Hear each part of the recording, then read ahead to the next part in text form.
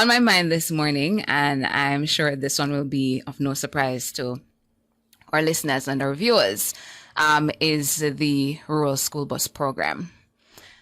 I am from rural Jamaica. Many of you already know that I'm from St. Elizabeth, but for those of you who didn't know, now you know.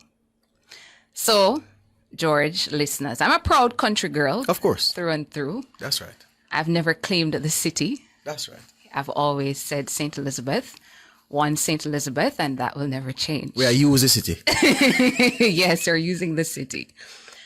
And I attended Hampton School and was transported on an old bus. Let me emphasize that. On an old bus for most of my 7 years, and in Kava to be specific. And for those of you who are on our YouTube channel, again, Nationwide 90 FM Live 2, I was able to find a picture on the internet of that bus. And if you're viewing now, you'll see that you had a number of my sisters sitting there on the back seat. 6 in the back? Yes. My 7 years was between 2005 and 2012. The bus, full to capacity with us girls and sometimes some boys from my brother's school, Monroe College, would climb Top Hill every morning and make the journey to Hampton in Malvern. That was the southern belt. On the northern belt, similar buses would make its way up Ginger Ground. We all had bus passes and would board in the morning and be transported to school. Once we're dropped off on campus, the buses are parked on campus for the entire day. At the end of the day, each bus comes up, parks in the quadrangle, we board or sign buses, and then the journey begins for home or a town center closest to home. Mm-hmm. For 7 years, this was my routine every day for every school term without fail on the same Nkava bus. And on the occasions, George and listeners, when my assigned bus had challenges, a similar Nkava or a Tata bus or something similar in make to the yellow bus, school buses that were brought in recently, would be put into service to fill that gap. These buses, though old, they were safe, they were reliable, and they were rigorously maintained. Because before I came along to Hampton, these were the same buses that the school had for years, carrying my sisters who were boarding them daily and being greeted by the same driver who was hired after a proper vetting process. My driver we called Uncle P. He died recently. Mm-hmm. May his soul rest in peace. I've begun by sharing my personal experience because with a program I'm talking about here that worked and had several elements that the new rural school bus program is intended to mirror. I also thought it necessary to point out that my bus was old because much is being made about that. The point to my mind is good for naught, George and listeners, because like me, so many of you have been able to point to instances where used vehicles are still being used. Businessmen, George, who bought second-hand vans in good condition for their ventures, motorists with used cars going along fine. What is primary to this program is what has always been primary for all other motorists out there. Safety standards being met, fitness being done in a timely manner, proper maintenance and servicing. That has been factored here because the maintenance of these buses under the new rural school bus program will fall under the umbrella of the Jamaica Urban Transit Company, JUTC. It's necessary for me to emphasize as well that the pilot in Portland over the last couple of weeks, using a couple of the buses, that is demonstrating that the program can work and provide a safe avenue for our children in rural Jamaica. The opposition senator, Peter Bunting, his reckless utterance that the buses are going to kill off the school children, to my mind, is nothing more than fear-mongering and alarmist. I believe it's a destructive kind of politics. built out of expediency. Because do you really care about country schoolers? Do you? If you did, you would realize that your posture stands to tear down instead of build up a good thing. And rightfully, this posture has angered many.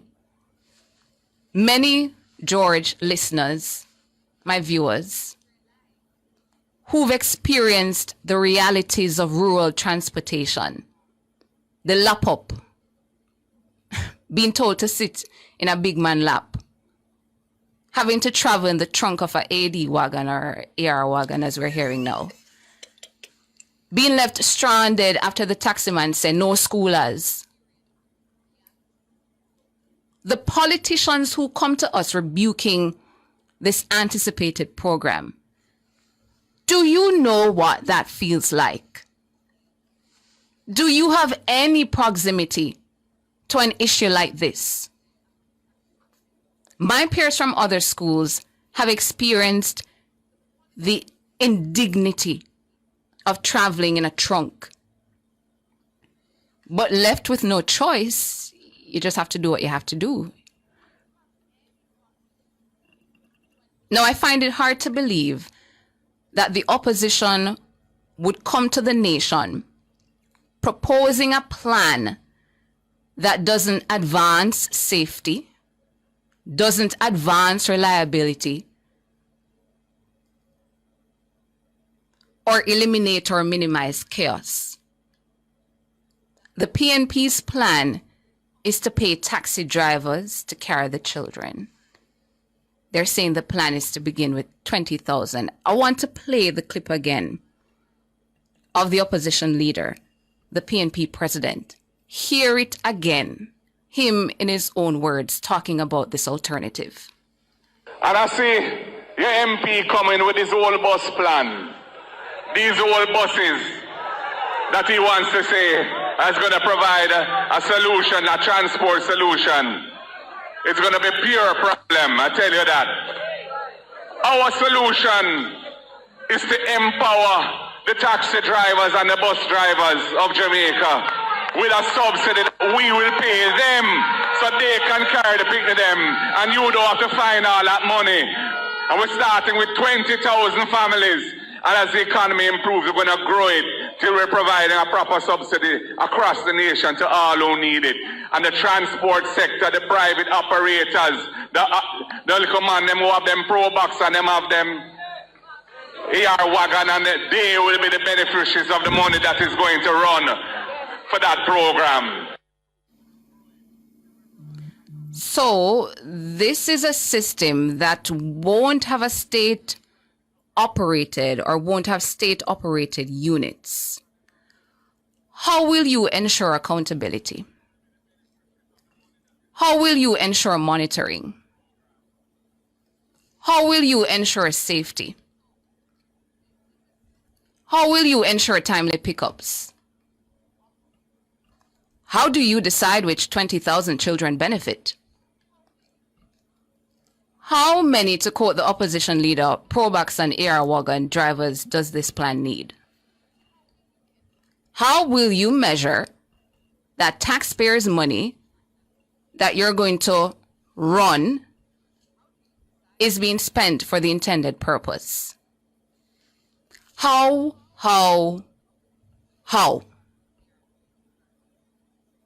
This alternative, without more, has CHAOS, chaos, written all over it. And Georgian listeners, viewers, I can already see, because this is Jamaica, the little Probox man being late or only running 2 trips, peak hour in the morning, gone back to carry the adults. Listen. The US has a state-led school bus program. Canada has a state-led school bus program. Let's take it to the region again. Grenada has rolled out a state-led school bus program. St. Kitts and Nevis has a state-led school bus program. Antigua and Barbuda has a state-led school bus program. Here comes the opposition with a subsidy-backed, taxi-led school transportation plan. What a condition. That's what's on my mind.